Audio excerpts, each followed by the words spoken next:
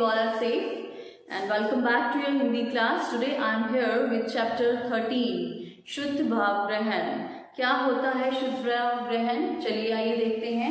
जैसा कि इसके नाम से ही पता चल रहा है, शुद्ध मीन्स होता है सुनना और भाव होते हैं हमारी फीलिंग्स, हमारे इमोशंस। शुद्ध मीन्स सुनना, भाव मीन्स इमोशंस, फीलिंग्स। ग्रहण मीन्स ग्रहण करना। उस चीज को हमने अपने अंदर ग्रहण कर लिया, हमने उस चीज को सीख लिया, उस चीज को समझ लिया कि जैसे हमने कोई चित्र देखा तो उसको देखकर हमारे माइंड में बहुत सारे विचार आने आते हैं ना। जैसे हमने कोई भी पिक्चर देखी, मान लीजिए आप ये बुक देख रहे हैं, तो इसको देखते हुए हमारे माइंड में आ रहा है ये सब क्या बना हुआ है, क्या ये बटरफ्लाइज हैं, ये क्या है। इस तरह से कुछ भी हमारे माइंड में आना शुरू हो जाता है। तो उसी पर है ये संबंधित हमारा शुद्ध भाव ग्रहण पाठ है हमारा ये 13। तो इसके अंदर क्या होता है कि किसी बात को हमने सुना, उसको सुनकर हमारी आंखों के सामने उसका चित्र बन गया। सुनना सुनना मैंने क्या होता है शुद्ध करना, सुनना। शुद्ध भाव, किसी भी चीज को हमारी आंखों ने देखा, उसको देखकर हमारे मन में कुछ विचार, कुछ चित्र बनने लग जाते हैं। ये चित्र कहीं कहीं बात को समझने में हमारी मदद करते हैं। ठीक है। बच्चों की एकाग्रता मीन्स हमारी कंसंट्रेशन जो पावर है बढ़ाने के लिए बहुत ही अच्छी होती है। कहानी के आधार पर कुछ हम प्रश्न करेंगे, जैसे कि अनसीन पैसेज होता है, बट ये है सीन पैसेज। यहाँ पर आपको एक पैसेज दिया जाएगा, उस पैसेज को पढ़कर आपको उसमें से आंसर्स फाइंड करने होते हैं। तो शुद्ध भाव ग्रहण चैप्टर का मतलब क्या है कि हमने कोई पिक्चर देखी, कोई चीज देखी हमारी आंखों ने, उसको देखकर हमने अपने दिमाग में कुछ चित्र बनाने शुरू कर दिए कि ये चीज ऐसी होगी। वहां पर पेड़ लगा है, उस पेड़ पर पत्ते हैं, बहुत सारे फूल हैं, बहुत सारे फल लगे हुए हैं, बहुत ही सुंदर पेड़ है, उसके नीचे बैठने से छाया मिलती है, ठंडी हवा देता है। वो सब पिक्चर जो चित्र है वो हमारे दिमाग में बन रहे हैं। तो उसी के संबंधित हमें कुछ प्रश्न ढूंढने होते हैं। जैसे कि यहाँ पर एक कहानी है, जल परी की कहानी। बहुत ही ध्यान से सुनेंगे सभी बच्चे। एक दिन आकाश में काले बादल छाए थे, बहुत ही सारे काले बादल। तो क्या हुआ, और बिजली चमक रही थी। आकाश में काले बादल छाए हुए थे और बहुत तेज बिजली चमक रही थी। वर्षा होने लगी। ध्यान से सुनना है आपको, इसी से रिलेटेड मैं कुछ प्रश्न पूछूंगी।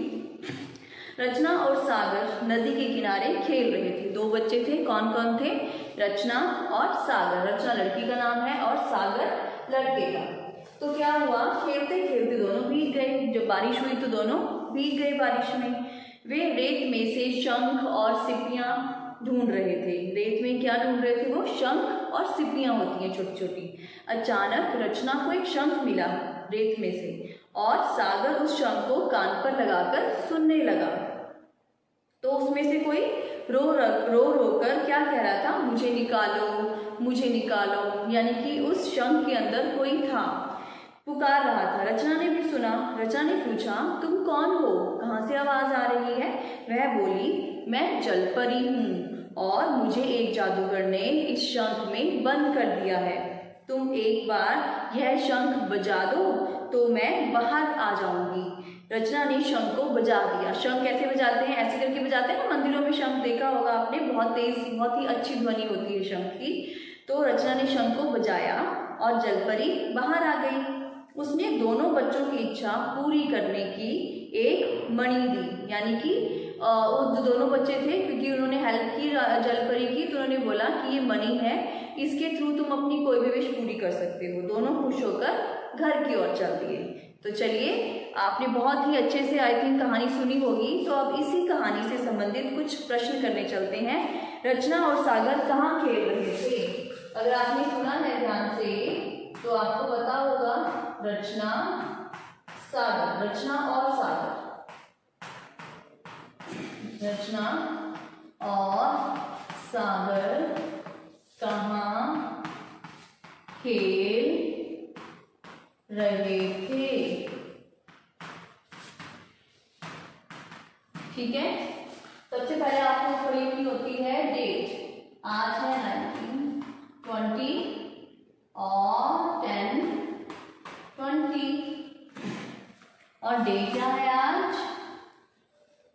डे। और हमारा पहला प्रश्न जो हमने कहानी पढ़ी, ये आपको बोर्ड पे भी दिखाई देगा, आप दोबारा से रीड भी कर सकते हैं देखकर।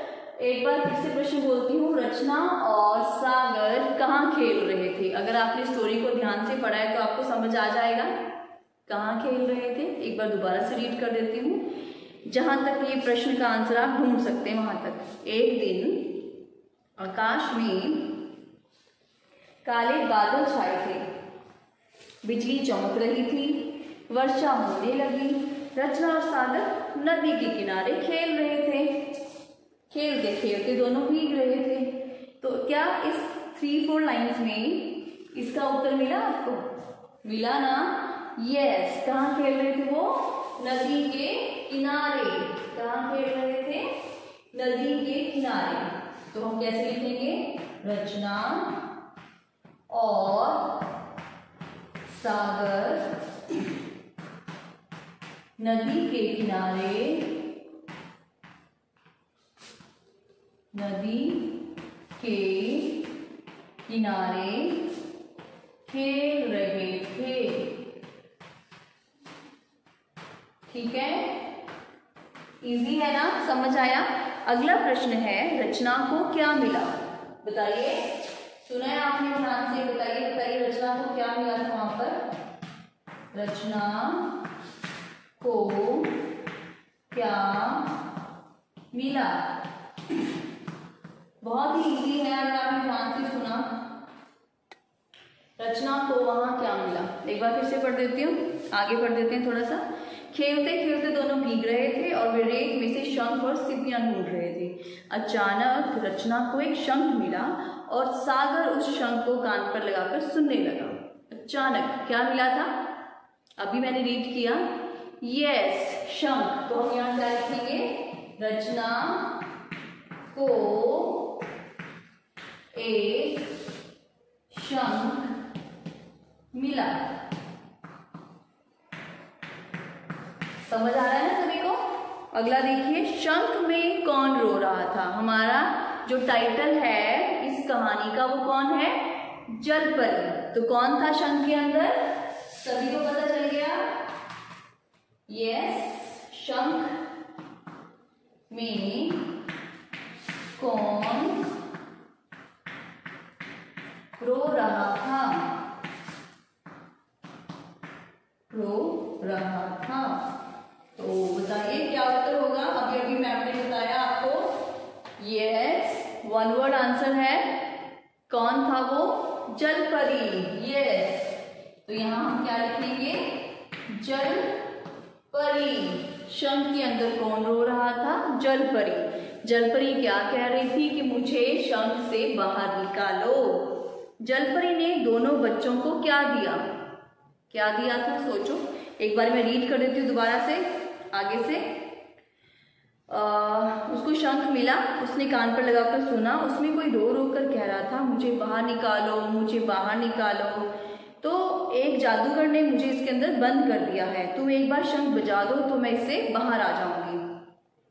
रचना ने शंख को बजा दिया और जलपरी बाहर आ गई। और जलपरी ने खुश होकर क्या दिया बच्चों को?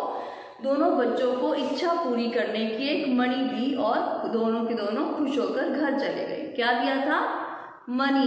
यस, मणि दी थी। तो जलपरी ने दोनों बच्चों को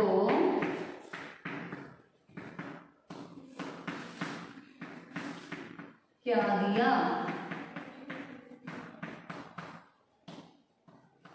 तो इसका आंसर भी हम लिखेंगे वन वर्ड में। कौन रो रहा था? ओ सॉरी, जलपरी। हमने इसके आगे लिख दिया। यस, अगला हमारा प्रश्न है, जलपरी दोनों बच्चों को क्या दिया? जलपरी ने दोनों बच्चों को क्या दिया? सभी को पता चला है क्या दिया था? मणि दी थी। मणि कैसी थी? इच्छा पूर्ति की। अगर आपको कोई ऐसी मनी दे कि इससे आपकी सारी विशेष पूरी हो जाएंगी तो कैसा लगेगा आपको? खुश हो जाओगे ना। वैसे ही ये दोनों बच्चे खुश होकर अपने अपने घर चले गए। एक तो उन्होंने किसी की हेल्प की और दूसरा उनको एक इच्छा पूर्ति की बहुत अच्छी चीज मिली। क्या थी वो चीज? मणि। ठीक है, तो इसी से संबंधित हम एक वीडियो देखते हैं जो बहुत ही इंटरेस्टिंग होगी, जिसके अंदर इसी तरह पाठ से संबंधित, कहानी से संबंधित कुछ प्रश्नों के उत्तर होंगे। तो ये किस तरह से किया जाता है ये तो सभी को समझ आ गया होगा। एक बार मैं दोबारा से रिपीट कर देती हूँ, फिर हम वीडियो देखेंगे। 1, रचना और सागर कहाँ खेल रहे थे? तो अगर हम कहानी को बहुत ध्यान से पढ़ेंगे तो हमें फटाफट से पता चल जाएगा। तो कहाँ खेल रहे थे? रचना और सागर नदी के किनारे खेल रहे थे। रचना को क्या मिला? क्या मिला था रचना को? वहां पर शंख मिला था। और उस शंख में कौन रो रहा था? जलपरी। कौन रो रहा था उसमें? जलपरी। जलपरी ने दोनों बच्चों को खुश होकर क्या दिया? मणि दी। तो चलिए देखते हैं एक वीडियो। सोनाली और रोहित की गर्मियों की छुट्टियां आरंभ हो गई है। कड़कती धूप में दोपहर को बाहर खेलना असंभव है, इसलिए दोनों घर के अंदर ही उधम मचा रहे हैं। उनकी माँ ने उन्हें पाठ्य पुस्तक पढ़ने को कहा, परंतु वे दोनों इसके लिए राजी नहीं हुए। तभी माँ को एक तरकीब सूझी। अपने बच्चों की बुद्धि, सामान्य ज्ञान और स्वतंत्र अध्ययन की क्षमता का आकलन करने के लिए उन्हें अपठित गद्यांश देने का सोचा। जब उसने बच्चों को इस विषय में बताया तो उन्होंने इस विषय में विस्तार से जानने की इच्छा प्रकट की। माँ ने उन्हें समझाना आरंभ किया। आइए हम भी समझे। अपठित का अर्थ है जिसे पढ़ा न गया हो। जो गद्यांश पहले न पढ़े गए हों उन्हें अपठित गद्यांश कहते हैं। अपठित गद्यांश में पूछे गए प्रश्नों के उत्तर से पता चलता है कि विद्यार्थी स्वयं किसी विषय को पढ़कर कितना समझ सकते हैं तथा उन्हें भाषा पर कितना अधिकार है। अपठित गद्यांश को पढ़कर पूछे गए प्रश्नों का उत्तर देते समय कुछ बातों का ध्यान रखना चाहिए। सर्वप्रथम अपठित गद्यांश को ध्यान से 2 बार पढ़ना चाहिए। प्रश्नों के उत्तर हमेशा गद्यांश में से ही होने चाहिए। जब एक से अधिक विकल्प एक जैसे हो तो उत्तर का चुनाव सोच समझकर करना चाहिए। जहां से प्रश्नों के उत्तर संभव हो ऐसे गद्यांश के भागों को रेखांकित करना चाहिए। इतना समझाने के बाद माँ ने सोनाली और रोहित को इस गद्यांश को पढ़कर दिए हुए प्रश्नों के उत्तर बताने को कहा। सोनाली और रोहित ने गद्यांश और उसके साथ दिए गए प्रश्नों को ध्यानपूर्वक पढ़ा, जो इस प्रकार है। शिक्षा का मानव जीवन में अत्यधिक महत्व है। शिक्षा मनुष्य को बुद्धि और शरीर का सही और संतुलित प्रयोग करना सिखाती है। आज दिनों दिन शिक्षा का व्यावसायीकरण बढ़ता जा रहा है। यह बात ध्यान में रखने योग्य है कि यदि शिक्षा मानव को मूल्यों से युक्त नहीं बनाती तो अर्थहीन है। कोई व्यक्ति पढ़ा लिखा होकर भी यदि मानवीय मूल्यों से वंचित है तो ऐसी शिक्षा निरर्थक है। प्रत्येक व्यक्ति को अपने उत्तरदायित्वों का ज्ञान होना चाहिए तथा साथ ही उसे अपने अधिकारों के प्रति भी जागरूक होना चाहिए। यह सब मनुष्य शिक्षा द्वारा ही समझ पाता है। शिक्षा शोषण से हमारी रक्षा करती है। पहला प्रश्न है, किस वस्तु का मानव जीवन में अत्यधिक महत्व है? धन, धर्म, शिक्षा, ईश्वर। पहले प्रश्न के उत्तर के लिए उन्होंने गद्यांश का यह भाग रेखांकित किया। दूसरा प्रश्न है, शिक्षा मनुष्य को क्या सिखाती है? बुद्धि का सही प्रयोग, बुद्धि और शरीर का सही और संतुलित प्रयोग, शरीर का सही प्रयोग, धर्म का सही प्रयोग। दूसरे प्रश्न के उत्तर के लिए गद्यांश का यह भाग रेखांकित किया गया। तीसरा प्रश्न है, कैसी शिक्षा अर्थहीन है? जो धनार्जन नहीं सिखाती, जो मानवीय जीवन को मूल्यों से युक्त बनाती है, जो मानवीय जीवन को मूल्यों से युक्त नहीं बनाती, जो मानव को स्वाधीन बनाती है। इस प्रश्न के उत्तर के लिए गद्यांश का यह वाक्य रेखांकित किया। चौथा प्रश्न है, प्रत्येक व्यक्ति को किस वस्तु के प्रति जागरूक होना चाहिए? उत्तरदायित्व, अधिकार, विज्ञान, धर्म। इस प्रश्न का उत्तर यहाँ है। और पांचवा प्रश्न है, शिक्षा किससे हमारी रक्षा करती है? गुलामी से, उन्नति से, शोषण से, धर्म से।